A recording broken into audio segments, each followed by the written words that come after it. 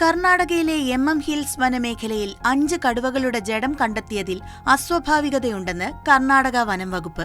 മാലൈ മഹാദേശ്വര വന്യജീവി സങ്കേതത്തിൽ വെള്ളിയാഴ്ച രാവിലെയാണ് അമ്മക്കടുവയുടെയും 4 കുഞ്ഞുങ്ങളുടെയും ജഡം കണ്ടെത്തിയത്.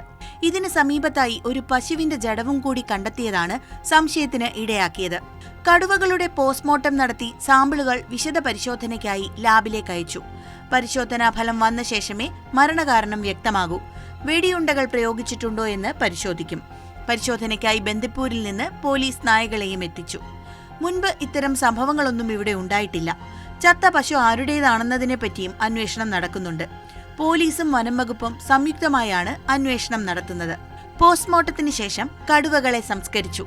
കടുവകളുടെ മരണം വേദനാജനകവും അസ്വസ്ഥത ഉളവാക്കുന്നതുമാണെന്നും ഇതിന് ഉത്തരവാദികളായവർക്കെതിരെ കർശന നടപടിയെടുക്കുമെന്നും കർണാടക വനം മന്ത്രി ഈശ്വർ ഖന്ദ്രെ പറഞ്ഞു.